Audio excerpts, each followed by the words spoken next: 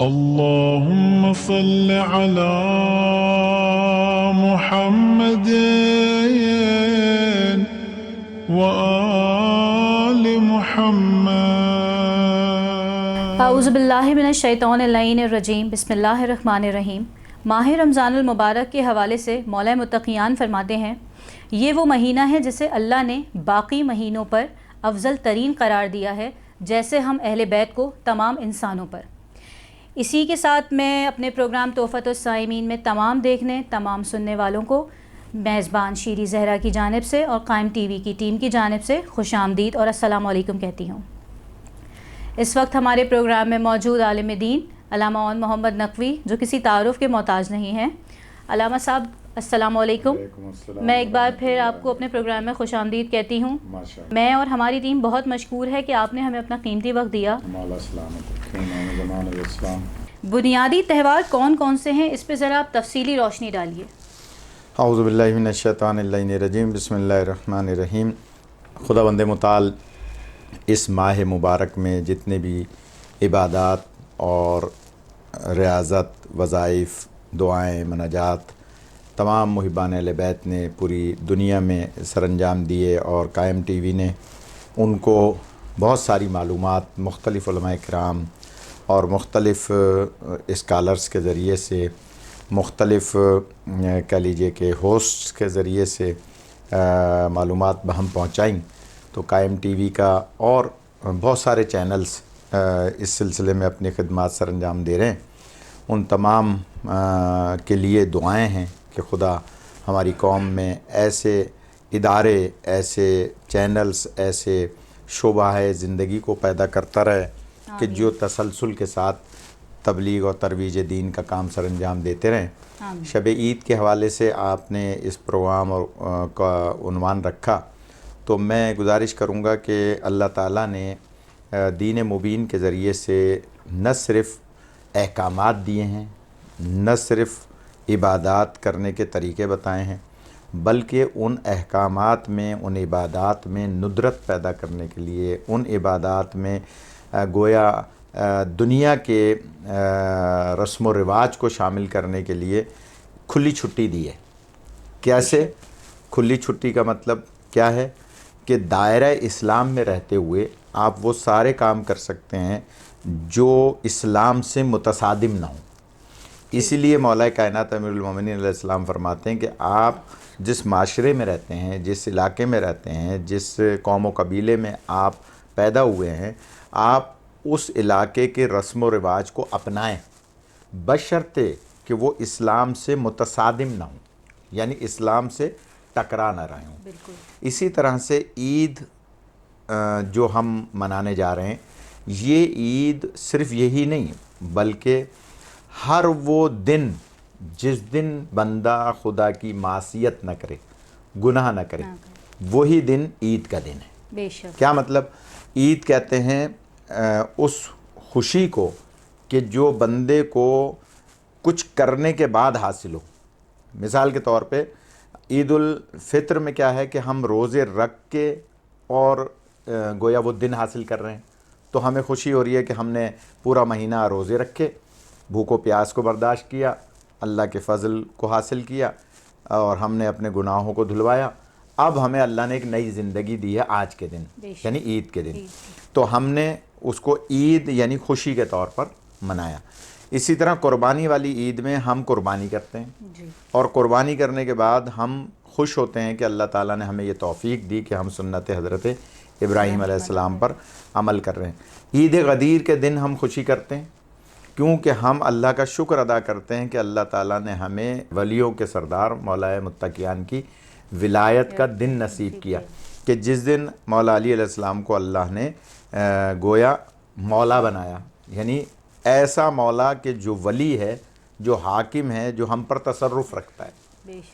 اسی طرح ہم عید مباہلے کے روز خوشی کرتے ہیں کہ ہمیں وہ سچوں کا گھرانہ مل گیا کہ جن کے ساتھ کونوا مع الصادقین کا اللہ حکم دے رہا ہے کہ سچوں کے ساتھ ہو جاؤ۔ اسی طرح سے ہم جو ایک نوروز کے دن عید مناتے ہیں، وہ عید نوروز جو کہ عام طور پر 20-21 مارچ کو منائی جاتی ہے، اس کو بہت سارے ہمارے مسلمان بھائی جو ہیں وہ دوسری طرف لے جاتے ہیں اور کہتے ہیں کہ صاحب یہ ان کی عبادت ہے کہ جو آگ کی پوجا کیا کرتے تھے یا مثال کے طور پہ، حالانکہ انہیں غور و فکر کرنا چاہیے کہ یہ جو نوروز کا دن ہے یہ اسلامی تہوار ہے، لیکن اس کو دوسری طرف لوگ لے جاتے ہیں، اس کو سمجھتے نہیں ہیں۔ ہم کسی دن نوروز پر ایک علیحدہ سے پروگرام کریں گے اور بتائیں گے کہ اس میں اسلام کے کون کون سے دن اس میں پنہاں ہیں، چھپے ہوئے ہیں۔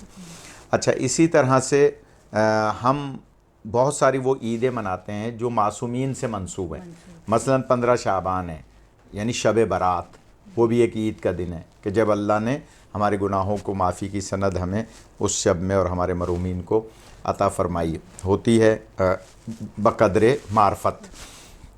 تو عید کا دن جو ہے وہ اللہ تعالیٰ کی ایک نعمت ہے کہ جس کو ہمیں نعمت کے طور پہ اور گویا شکر کے طور پر ادا کرنا چاہیے۔ عید کے دن روزہ رکھنا حرام ہے۔ کیوں حرام ہے؟ اس لیے کہ وہ اللہ جو ہمیں ماہ مبارک میں روزہ رکھنے کا حکم دے رہا ہے وہ ہمیں عید کے دن روزہ نہ رکھنے کا حکم دے رہا ہے۔ کیوں؟ اس کی وجہ یہ ہے کہ اللہ تعالیٰ کا وہ شخص مہمان ہوتا ہے عید کے دن جو پورے مہینے روزے رکھتا ہے۔ ماشاءاللہ۔ اللہ کو یہ بات گوارا نہیں کہ کوئی میرا مہمان بنے اور بھوکا رہے، سبحان اللہ۔ یعنی عید کے دن وہ کھائے پیے نہیں۔ اس لیے اس دن ہم نے کچھ نہ کچھ کھانا پینا ہے شروع میں ہی فجر کی نماز کے بعد، تاکہ یہ پتہ چل جائے کہ یہ روزہ حرام ہے۔ اسی طرح سے تقریباً 10 روزے ہیں جو حرام ہیں۔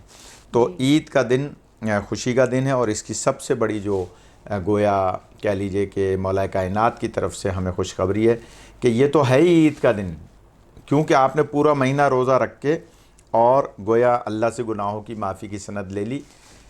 لیکن آپ عام دن میں بھی اگر گناہ نہیں کر رہے، پورا دن آپ محاسبہ کریں، جب شام کو سونے لگیں رات کو تو غور کریں کہ آج میں نے کوئی گناہ نہیں کیا، اور جس دن گناہ آپ نے نہیں کیا اور آپ نے اپنا جو برنامہ دیکھا کہ آج صبح سے شام تک میں نے کسی کی دل آزاری نہیں کی، کسی کی غیبت نہیں کی، کسی کا مال نہیں کھایا، کسی کے ساتھ جھوٹ نہیں بولا، کسی کی بد احترامی نہیں کی، والدین کی بے احترامی نہیں کی، میں نے کوئی گناہ نہیں کیا، سمجھ لے کہ وہی دن گزرا ہے جو تمہاری عید کا دن ہے۔ لہٰذا اس دن کو ہمیں، اور پھر خاص طور پہ امام جعفر صادق علیہ الصلوۃ والسلام فرماتے ہیں کہ عید کے دن بندہ ایسے پاک و صاف ہوتا ہے جیسے ماں کے پیٹ سے ابھی پیدا ہوا۔ اسی لیے امام فرماتے ہیں کہ 3 موقع ایسے ہیں کہ اگر کوئی حاصل کر لے اور اس کے دامن میں گناہ رہ جائے، اس کا مطلب ہے اس سے بڑا بدبخت کوئی نہیں ہے، اس سے بڑا بد نصیب کوئی نہیں ہے۔ ان میں پہلا موقع ہے عید کا دن کہ پورا مہینہ ملا، پھر عید کا دن ملا اور اس کے دامن میں کوئی گناہ ہے، اس سے بڑا بدبخت کوئی نہیں۔ والدین کو پالے، یعنی والدین اس کے ساتھ ہوں اور پھر بھی اس کے دامن میں کوئی گناہ ہو، اس سے بڑا بدبخت کوئی نہیں۔ اور تیسری چیز، کوئی عرفات کے میدان چلا جائے، یعنی 9 ذی الحج کو حج کرے اور اس کے دامن میں کوئی گناہ رہ جائے، اس سے بڑا کوئی بد نصیب نہیں ہے۔ تو یہ دن ہمارے لیے اللہ کی طرف سے نعمت ہے، ہمیں اس دن کو شکرانے کے طور پر ادا کرنا چاہیے۔ علامہ صاحب، وقت ہوا جاتا ہے ایک مختصر سے وقفے کا۔ بسم اللہ۔ وقفے کے بعد ہم پھر حاضر ہوں گے۔ اللهم صل على محمد وآل محمد اللهم صل على محمد وآل محمد۔ وقفے کے بعد ہم پھر اپنے پروگرام تحفۃ الصائمین میں تمام دیکھنے اور سننے والوں کو خوش آمدید کہتے ہیں۔ علامہ صاحب، ایک بار ہم آپ کو پھر اپنے پروگرام میں خوش آمدید کہتے ہیں۔ بسم اللہ۔ ہم سوالات کا سلسلہ وہیں سے شروع کریں گے جہاں وقفے سے پہلے ہم نے اس کو روکا تھا۔ تو علامہ صاحب، میرا ایک سوال ہے، عید کے مقدمات کیا ہیں؟ یعنی عید سے پہلے کیا کرنا چاہیے؟ ماشاءاللہ، آپ نے ایک اچھی نئی اصطلاح جو ہے وہ وضع فرمائی۔ عام طور پر مقدمات کا لفظ لوگ یہ سمجھتے ہیں کہ جیسے کورٹ میں مقدمہ چل رہا ہے، لیکن یہاں مقدمے کا مطلب ہے کہ جیسے ہر کتاب کا ایک مقدمہ ہوتا ہے اور مقدمہ پڑھنے والا کتاب کے خلاصے کو، نچوڑ کو، اس کے مطمع نظر کو سمجھ لیتا ہے کہ یہ کتاب میں کیا ہوگا۔ مقدمہ 2-3 صفحات کا ہوتا ہے، کتاب مثلاً 600 صفحات کی ہے۔ اسی طرح سے نماز کا مقدمہ ہے جسے وضو کہتے ہیں، اگر وضو صحیح نہیں ہے تو آپ کی نماز صحیح نہیں ہوگی۔ اسی طرح عید کا مقدمہ ہے، اور عید کا مقدمہ ہے شب عید، سبحان اللہ۔ اور شب عید وہ شب ہے کہ جس کے اندر امام زین العابدین علیہ الصلوۃ والسلام اس طرح سے تڑپا کرتے تھے، اس طرح سے گریہ فرمایا کرتے تھے، اس طرح سے رویا کرتے تھے کہ باہر والے یہ سمجھتے تھے کہ جیسے کوئی گھر میں قضیہ ہو گیا ہے، جیسے گھر میں کوئی انتقال ہو گیا۔ بعد میں پوچھتے تھے کہ مولا اتنا کیوں گریہ فرما رہے تھے؟ تو مولا اس وقت لوگوں سے فرماتے ہیں تمہیں نہیں پتہ، یہ جو مہینہ ختم ہو گیا، یہ مہینہ جو ظاہر چاند ہونے کے بعد ہی شب عید ہوگی، تو یہ مہینہ جو چلا گیا جسے ماہ مبارک کہتے ہیں، جسے رمضان المبارک کہتے ہیں، تمہیں نہیں پتہ کہ یہ مہینہ کتنی عظمتوں والا تھا، اس کی کتنی عظمتیں ہیں۔ لہٰذا ہم جب شب عید کو پالیں تو ہم اس رات میں زیادہ سے زیادہ، معصوم کا فرمان ہے، عید کا مقدمہ یہ ہے کہ ہم زیادہ سے زیادہ استغفار پڑھیں، زیادہ سے زیادہ ہم سورہ قدر کی تلاوت کریں، زیادہ سے زیادہ قرآن مجید کی تلاوت کریں۔ عام طور پر پاکستان، ہندوستان میں کیا رواج ہے کہ شب عید ہم گانا بجانا شروع کر دیتے ہیں، شب عید ہم ڈھول ڈپکا شروع کر دیتے ہیں، ہم بازاروں کو ایسے سجانے لگتے ہیں، ہم اپنے گھروں میں جو ہے وہ چراغاں کرنے لگتے ہیں، اور ہم عید کی شب کو گویا اسلامی تہوار کے طور پہ نہیں بلکہ کسی ایسے کہ جیسے ہم قید خانے سے نکل آئے ہیں، ایسے کہ جیسے ہم پتہ نہیں کہاں پھنسے ہوئے تھے مصیبت میں نعوذ باللہ، اور اب ہم آ گئے باہر اور ہم نے جناب پٹاخے شروع کر دیے اور ڈھول ڈپکا شروع کر دیا۔ معصوم فرماتے ہیں جو ایک دفعہ گانا سن لیتا ہے تو اس کی 40 دن کی نماز قبول نہیں ہوتی۔ ایک دفعہ اس نے غنا سن لیا، گانا سن لیا۔ ہمارے ہاں کیا ہے، عام طور پر آپ دیکھیے کہ شب عید میں جو ہے نا یہ خرافات شروع ہو جاتے ہیں۔ تو عید کا مقدمہ ہے شب عید، اور شب عید میں ہم جتنا زیادہ اللہ کی بارگاہ میں آہوزاری کریں گے، اس سے استغفار کریں گے، اس سے معافی مانگیں گے اور طلب کریں گے، تو اللہ تعالیٰ یقیناً ہمارے جو اس نے ہمیں گناہوں کی معافی کی سند دی ہے اس میں گویا سند پیدا ہو جائے گی۔ اسی طرح سے اس کے مقدمے کی ایک اور بات ہے، جیسے ہی آپ نے چاند دیکھا، چاند دیکھتے ہی آپ پر فطرہ واجب ہو گیا۔ فطرے کے احکامات جدا بھی ہیں، لیکن میں جلدی سے عرض کر دوں، آپ پہ فطرہ واجب ہو گیا کہ آپ نے چاند دیکھ لیا عید کا۔ ہر اس شخص پہ فطرہ واجب ہے جو عاقل ہے، بالغ ہے، مکلف ہے۔ مکلف کا مطلب یہ ہوتا ہے کہ جس پہ حقوق شرعیہ واجب ہے۔ اچھا، آپ کے گھر میں رہنے والا اگر کوئی مثال کے طور پہ غیر مکلف بھی ہے، دیوانہ بھی ہے، بچہ بھی ہے، حتیٰ کہ ایک بچہ مغرب سے ذرا پہلے پیدا ہوا، اس کا بھی فطرہ واجب ہو جائے گا۔ وہ مہمان جو مغرب سے ذرا پہلے، چاند ہونے سے پہلے آپ کے گھر میں آیا، اس کا بھی فطرہ آپ پہ واجب ہو جائے گا۔ ہاں، ایک اور آیت اللہ سیستانی سرکار فرماتے ہیں کہ اگر وہ خود بندہ غنی ہے جو کسی کے یہاں مہمان ہوا، اور وہ چاہے کہ نہیں میں فطرہ اپنا خود دوں گا تو دے سکتا ہے، پھر اس پہ صاحب خانہ پہ واجب نہیں ہوگا۔ لیکن اگر وہ غنی نہیں ہے یا وہ مہمان ہو گیا ہے تو اب اس پہ واجب ہے جس کے گھر میں وہ آیا ہے۔ ہاں، ایک اور بات، عام طور پر شب عید میں لوگوں کے گھر نہیں جاتے رات کو بھی، بھائی فطرہ ہو جائے گا، میں 10 بجے 11 بجے بھی کہتے ہیں نہیں بھائی فطرہ ہو جائے گا۔ تو یہ بات بھی میں واضح کر دوں کہ جو بندہ مغرب کی نماز کے بعد کسی کے گھر جا رہا ہے مہمان بن کے، اس پہ فطرہ نہیں ہوگا اس شخص پہ جس کے گھر جا رہا ہے، اس کا فطرہ اسی پہ ہوگا جو اپنے گھر سے اس کے گھر جا رہا ہے، کیونکہ چاند دیکھنے سے پہلے وہ اپنے گھر میں تھا۔ ہاں، اگر چاند دیکھتے وقت وہ ان کے گھر میں ہوتا مہمان بن کے تو اس پہ فطرہ ان پہ صاحب خانہ پہ ہو جاتا ہے۔ اسی طرح سے ہمارے پاکستان میں جو فطرہ ہے، خاص طور پہ کراچی میں، وہ جو بنتا ہے، اگر کوئی گیہوں زیادہ کھاتا ہے اغلب غذا کے طور پہ، اس کا بنتا ہے 180 روپے۔ جو لوگ زیادہ کھاتے ہیں چاول، ان کا بنتا ہے 480 روپے۔ لیکن اس کا کلیہ یہ ہے کہ اغلب غذا، زیادہ کھائی جانے والی غذا جو وہ بندہ کھا رہا ہے، وہ 3.25 سیر کے برابر ہو۔ مثال کے طور پہ اگر کوئی کشمش بہت کھاتا ہے، یعنی چاول اور گیہوں سے زیادہ کشمش کھاتا ہے، تو اب 3.25 سیر کشمش اس کے اوپر واجب ہو جائے گی فطرے کے طور پہ دینا۔ تو یہ کلیہ ہے۔ اب یہ آپ امریکہ کینیڈا کے رہنے والے یا برطانیہ کے، یورپ کے رہنے والے، انڈیا کے رہنے والے، یا جس ملک میں جو مکلف رہتا ہے وہ اس کی اپنی ذمہ داری ہے، وہاں کے لحاظ سے 3.25 سیر کا وہ حساب لگا کے اور فطرہ ادا کرے گا۔ فطرہ ہر ایک پہ واجب ہے، یہ مقدمہ ہے عید کا۔ اور فطرے کے لیے حکم یہ ہے کہ آپ چاند دیکھنے کے بعد نکال دیں اور نماز عید سے پہلے اس کو پہنچا دیں، یا نماز کی عید کے بعد آپ نے نکال کے جیب میں رکھا ہوا ہے، نماز پڑھنے کے بعد آپ نے دے دیا مثال کے طور پہ۔ اگر آپ کسی مخصوص مستحق کو دینا چاہتے ہیں تو اس کے لیے بھی آپ نکال کے نیت کر کے علیحدہ رکھ لیں، اس کو آپ بعد میں بھی دے سکتے ہیں، لیکن نکال دینا عید کے چاند کے بعد واجب ہو جاتا ہے۔ یہ مقدمہ ہے۔ سید کا فطرہ سید کو دیا جا سکتا ہے، مستحق کو۔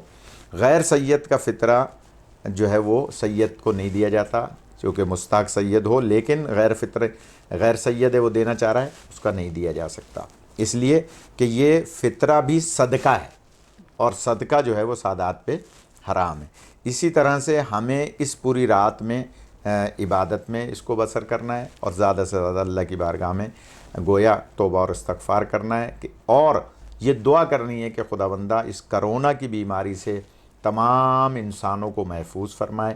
اور اس بیماری کو دور کرنے کے لیے میں ایک چھوٹا سا عمل بھی بتا دیتا ہوں، جو میں نے شاید پہلے بھی کسی چینل پہ بتایا ہے، کہ صبح کی نماز کے بعد 11 مرتبہ درود شریف اور 11 مرتبہ سورہ علم نشرہ، 110 مرتبہ سورہ اخلاص اور پھر درود شریف یہ پڑھیں، اور اس سے اس بیماری کے اثرات جو منفی آئے ہیں لوگوں پر اس سے بھی دوری ہو، اور آئندہ دوبارہ یہ ابھر کے یہ بیماری یا اس قسم کی کوئی اور بیماری عالم انسانیت کو متاثر نہ کرے، اس کے لیے ہمیں دعا کرنی ہے۔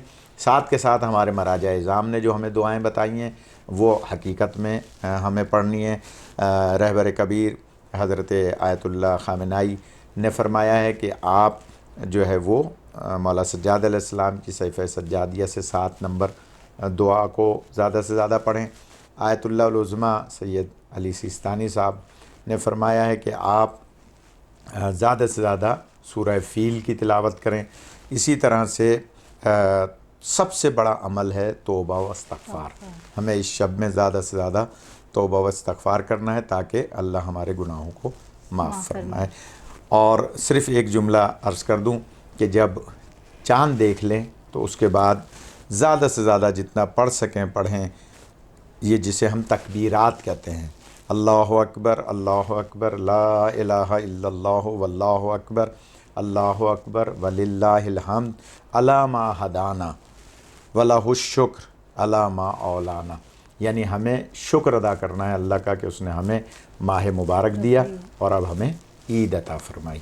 وآخر دعوانا ان الحمدللہ رب العالمین۔ علامہ صاحب میں آپ کی بہت مشکور ہوں اور قائم ٹی وی کی ٹیم کہ آپ نے پورے رمضان ہمیں اپنے بہت قیمتی وقت دیا، اللہ سلامت، اور تمام علماء کرام نے ہماری رہنمائی فرمائی، اور میں چاہوں گی کہ قائم ٹی وی کے پلیٹ فارم سے آپ کوئی دعا کرانا چاہیں یا کوئی میسج دینا چاہیں۔ جی، میرا اس سلسلے میں یہی میسج ہے کہ ہم اپنی قوم میں زیادہ سے زیادہ محبتوں کو بڑھائیں۔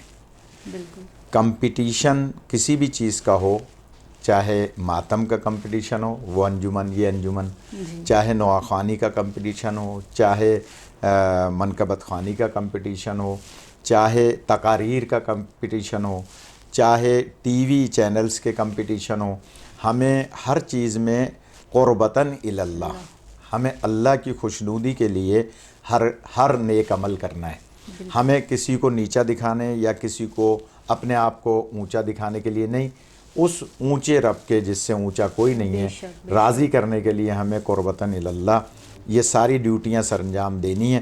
اگر ہم اس کی خاطر دیں گے وہ ہمیں خود بخود عزت دار بھی بنائے گا اور ہماری عبادات کو قبول بھی فرمائے گا۔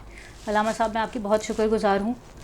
اسی کے ساتھ پروگرام تحفت و سائمین سے اپنی میزبان شیری زہرا اور قائم ٹی وی کی ٹیم کو اجازت دیجیے۔ خدا حافظ۔ محمد وآل محمد